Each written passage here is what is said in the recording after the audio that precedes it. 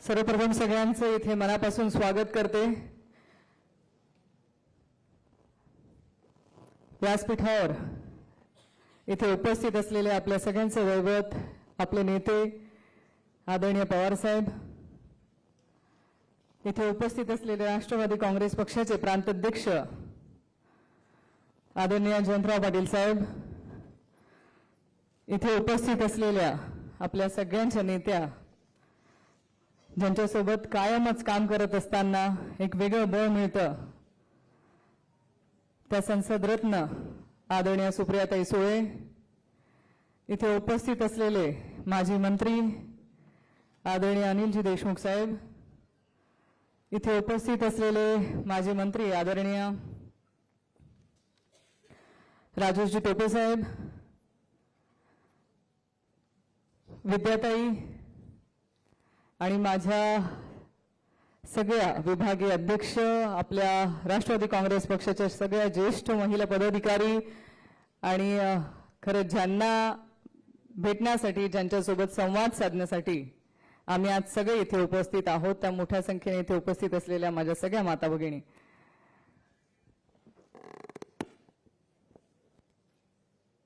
माझी राष्ट्रवादी काँग्रेस पक्षाच्या प्रदेशाध्यक्षपदी निवड झाल्यानंतरची ही आपली सगळ्यांची पहिली भेट।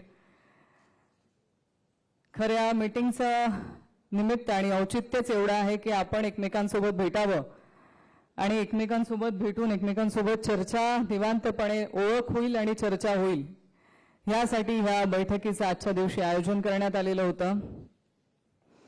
गेल्या 1 तारखेपासून आदरणीय सुप्रियाताई सुळे यांनी महाराष्ट्र दौऱ्याला जी सुरुवात केली आहे ती नागपूरपासून दौऱ्याला सुरुवात झाली आणि त्यांच्यासोबत मी देखील त्यांच्यासोबत दौरा करत आहे।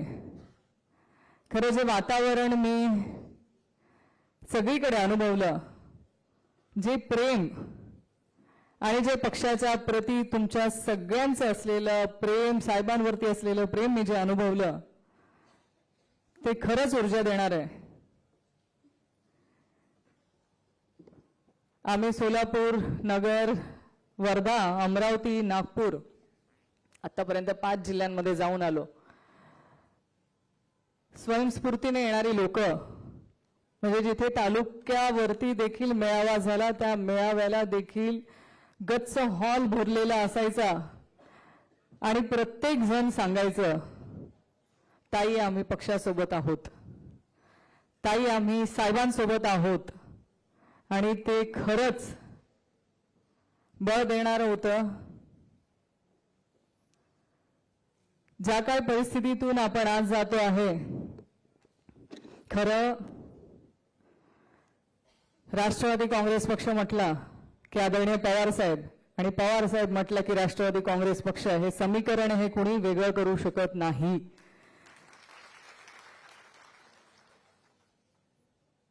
कुठेही लहान मुलाला जरी विचारलं किंवा आपण एखाद्याला सांगितलं की आम्ही राष्ट्रवादी पक्षाचे कार्यकर्ते आहोत, तो लहान मुलगा पण आपल्याला सहज म्हणतो पवार साहेबांचा पक्ष ना। आम्ही त्या पवार साहेबांच्या पक्षाचे एक छोटे कार्यकर्ते म्हणून काम करतो, याचा मला सार्थ अभिमान आहे। का अभिमान आहे?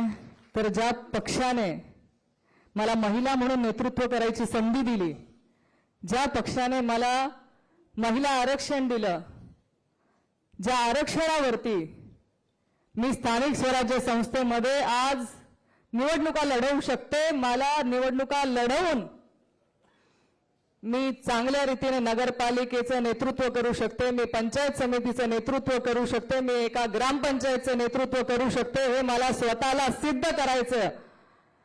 जी जागा उपलब्ध करून मिळाली ती आदरणीय पवार साहेबांमुळे, आणि त्या पक्षाचा कार्यकर्ता म्हणून मला काम करत असताना अभिमान वाटतो।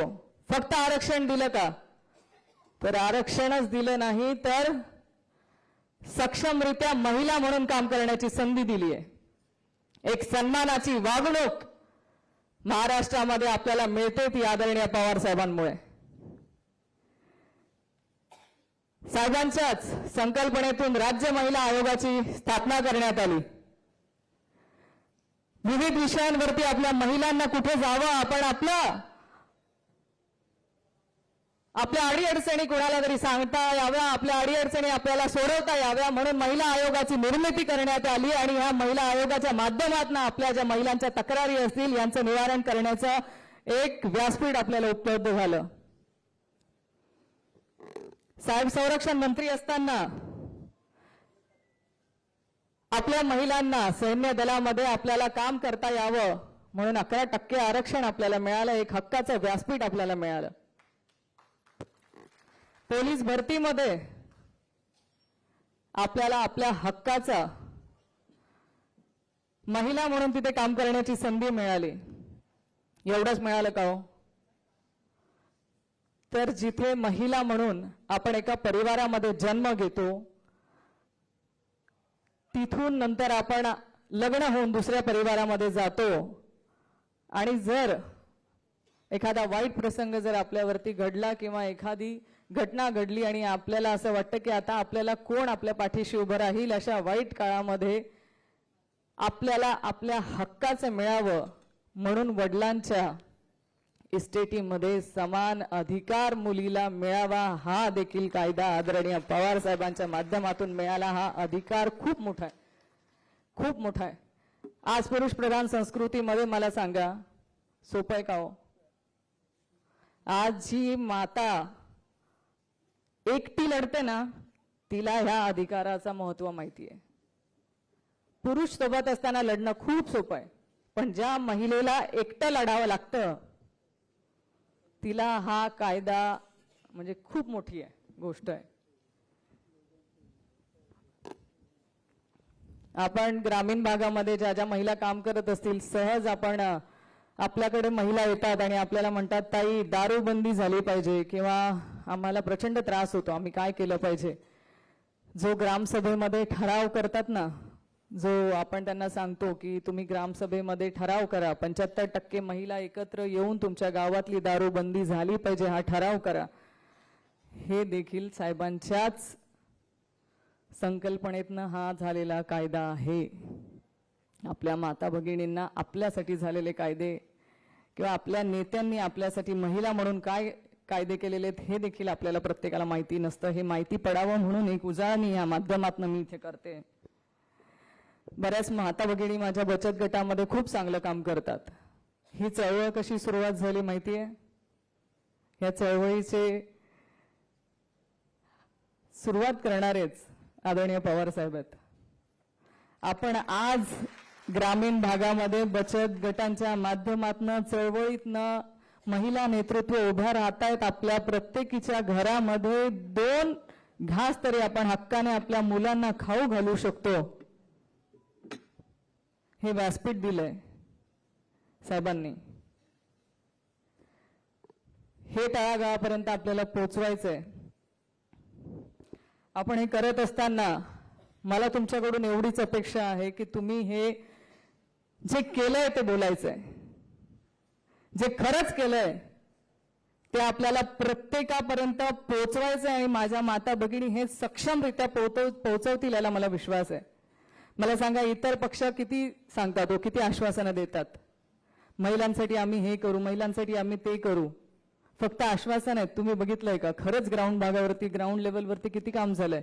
आज महिला आपण जेव्हा खाली काम करतोय तेव्हा आपल्याला किती घटना दिसत आहेत. महिला अत्याचार वाढलेला आहे आणि जर महिला अत्याचारावरती आपण जो शक्ती कायदा आणणार होतो, जर तो शक्ती कायदा आला असता तर माझ्या माता भगिनी सुरक्षित नसत्या.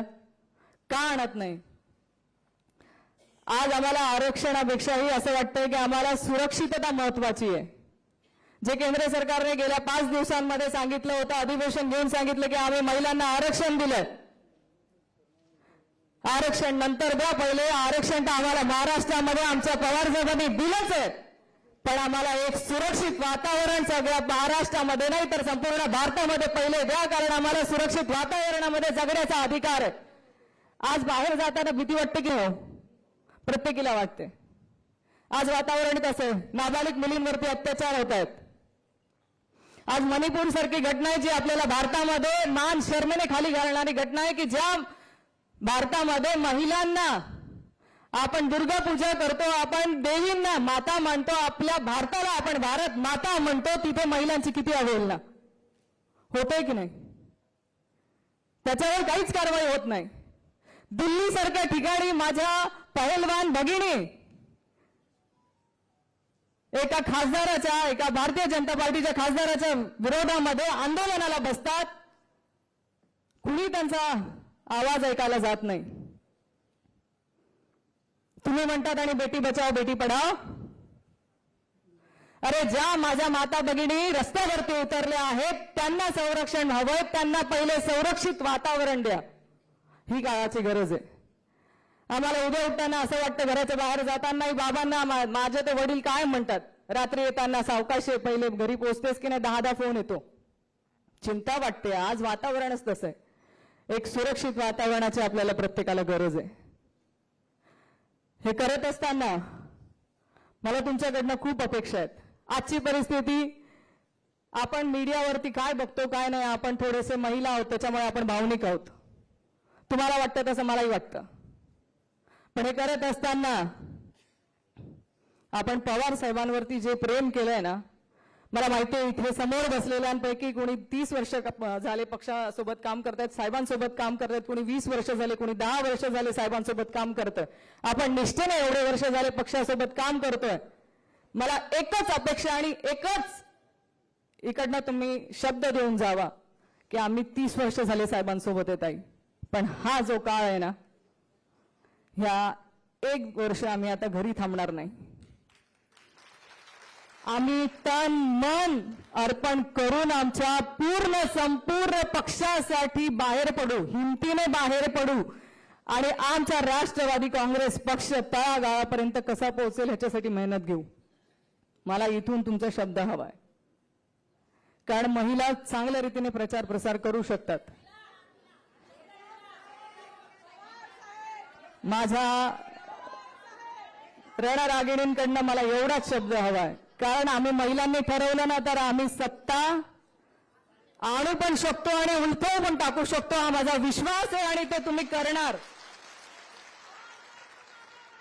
कारण आपण हिमतीने जे सांगतो ना, आम्ही साहेबांचे कार्यकर्ते आणि आम्ही अशा पक्षाचे कार्यकर्ते आहोत जिथे महिलांना सन्मान दिला जातो, जिथे महिलांना आदराची वागणूक दिली जाते आणि जिथे एक सुरक्षित वातावरण आम्हाला महिलांना दिलं जातं. ते आमच्या आदरणीय सुप्रियाताई असतील, जयंत पाटील साहेब असतील, पवार साहेब असतील, यांच्या नेतृत्वात आम्ही काम करतो. हे आपल्याला खंबीरपणे जेव्हा आपण सांगतो ना तेव्हा आपलं देणं लागतं. साहेब खूप करतात. मला सांगा, परवाचा जो क्षण होता ना तुमच्या काय माझ्या मनाला बोचला. निवडणूक आयोगामध्ये साहेब तिथे गेले ना, अक्षरशः डोळ्यात आसू होते. कोणाला पटलं? कोणाला पटला तो क्षण? आपल्या 83 वर्षाच्या योद्ध्याला निवडणूक आयोगापर्यंत जे खेचलंय ना, ते माझ्या माता भगिनी काय कोणालाही पटलेलं नाहीये. तिथे साहेबांचं असणं हे हृदयाला रुतलं आणि त्याच दिवशी ठरवलं होतं आता संपूर्ण महाराष्ट्र पिंजून काढायचं आणि हे आपलं वातावरण बदलवायचं. आणि त्याला मला तुमची साथ हवी आहे. फक्त बोलून होणार नाही. आपलं खालचं संघटन आपल्याला वाढवायचंय. आपल्या जिल्ह्यातल्या सगळ्या महिलांच्या जी संघटना आहे ती संघटना आपल्याला मजबूत करायची आहे. तुमचे अध्यक्ष, उपाध्यक्ष हे सगळं संघटन आपल्याला मजबूत करायचं. तुमच्या सगळ्या याद्या मला इथे पाठवा. आणि फक्त इथेच नाही, तुम्हाला फक्त जिल्ह्याचं संघटन मजबूत करायचं नाहीये, तर गाव पातळीवरील आपलं संघटन आपल्याला मजबूत करायचंय. तुमच्या गावाला तुमचा एक महिला अध्यक्ष असला पाहिजे. गाव आपण प्रत्येक बूथवरती जी बूथ रचना केलेली आहे, मला माझ्या माता भगिनींकडनं अपेक्षा आहे की त्या बूथवरती जास्तीत जास्त तुमचं महिलांचं संघटन आणि तुमचा महिलांचा सहभाग असला पाहिजे. जर 20 लोकांचं एका बूथवरती संघटन असेल तर त्याच्यात निम्म्या माझ्या माता भगिनी असल्या पाहिजे. म्हणजे 10 पुरुष असतील तर 10 स्त्रिया असल्या पाहिजे. कारण आपण चुलीपर्यंत जाऊ शकतो. तुम्ही प्रत्येकाच्या चुलीपर्यंत जाऊन आपल्या पक्षाचा प्रचार प्रसार करू शकतात. पुरुष नाही करू शकत. आपल्याला घरात शिरायचंय, घरात चुलीपर्यंत जाऊन आपल्याला पक्षाचं ध्येय धोरणं सांगायची आहेत. त्याच्यामुळे बूथ रचनेवरती देखील तुम्ही लक्ष द्या. बूथ रचनेमध्ये निम्म्या महिला आपल्या असल्या पाहिजे. ह्या तऱ्हेच ग्रामीण भागापर्यंत आपलं नियोजन झालं पाहिजे. आणि तुम्हाला जिथेही आवश्यकता वाटेल तिथे मी आहे ना. तुम्ही मला आवाज द्या, मी तुमच्यासाठी उभी राहायला तयार आहे. तुम्ही मला सांगा ताई आम्हाला इथे मदत लागते. 1 महिना झाला माझी निवड झाल्यावरती बऱ्याच जणींनी अनुभवलं असेल, तुम्ही मला फोन केला तरी मी तो फोन उचलते, तुमचा फोन मी नंतर रिप्लाय करते. मला संपर्कात राहायला आवडतं. तुम्ही त्या निमित्ताने आम्हाला सांगा की मला इथे मदत लागते ताई तुमची, तुम्ही मला सांगा किंवा मार्गदर्शन करा. आणि ताई आहेतच. ताईंनी दौऱ्याला सुरुवात केली. खरं सांगते, ताईंची भाषणं अप्रतिम होती सगळी जी आम्ही ऐकले. ताईंचं संघटन, ताईंचं स्वभाव हा अप्रतिम आहे. आणि मला सांगा, हे जेव्हा सगळे फिरतायत तेव्हा आपण गप्प बसून चालणार आहे का? आपण प्रत्येकाने ग्रामीण भागापर्यंत पोहोचावं. शहरी भागात असेल तर बूथ रचनेपर्यंत, प्रत्येक प्रभागापर्यंत जाऊन तिथे प्रभाग रचना करा, तिथला अध्यक्ष नेमणूक करा. अध्यक्ष निवड झाल्यानंतर तुम्ही त्यांच्या मिटिंगा आयोजित करा. मिटिंगा आयोजित केल्यानंतर तिथले जे स्थानिक पदाधिकारी असतील त्या पदाधिकाऱ्यांच्या सोबत घेऊन एक मेळावा आयोजित करा. लोक तयार होतो, तुम्ही फक्त पोहोचले पाहिजे. लोक आपली येण्याची वाट बघतायत, तुम्ही बाहेर पडा. आणि मला विश्वास आहे तुम्ही त्यातनं बाहेर, नक्कीच घरातनं सगळे बाहेर पडूया. कारण 1 वर्ष सगळ्या निवडणुका आहेत. या निवडणुकीची आपण तयारी करायची आहे. आणि ह्या निवडणुकीत हे तर नक्कीच दाखवून देऊ. दाखवायचं ना? आपल्या माध्यमातून चांगलं संघटन आपण नक्की करूया. साहेबांना देखील मनापासून आभार व्यक्त करते, कारण नेते मंडळींनी खूप मोठ्या विश्वासाने माझी नियुक्ती केली आहे. नक्कीच जास्तीत जास्त महाराष्ट्र पिंजून काढण्याची माझ्या माध्यमातून मी प्रयत्न करेल. संघटन मी लहानपणापासून शिकले. फार नवीन शिकण्याची मला गरज नाही, कारण ज्या पक्षातनं मी आले त्या पक्षामध्ये मी तळागाळापासून काम करण्याचं मी शिकले. मला माहिती आहे संघटन कसं करायचंय. मला लागणारी ती फक्त तुमची साथ. आणि एकच जाता जाता विनंती करेल, फार कठीण नाहीये, संभ्रम मनात ठेवू नका. तुम्ही ठरवलं ना तर तो आपण बाहेर पडलो तर सगळं करू शकतो. संभ्रम मनातनं सगळा काढा. सगळी लोक आपली सोबत आहेत. आणि सगळ्या महिला, मी आता महाराष्ट्रातल्या सगळ्या तालुका अध्यक्ष असतील यांच्या बऱ्यापैकी मी संपर्क करतेत ना, सगळे जिथलं तिथे आहेत. सगळ्यांचं एकच वाक्य मला ऐकायला मिळतं, ताई आम्ही साहेबांसोबत आहे. खूप चांगलं आहे. फक्त वेळ देण्याची गरज आहे, तुम्ही ती द्याल हीच अपेक्षा करते. तुम्ही सगळे आज आलात त्यासाठी मी मनापासून तुमचे आभार व्यक्त करते. धन्यवाद.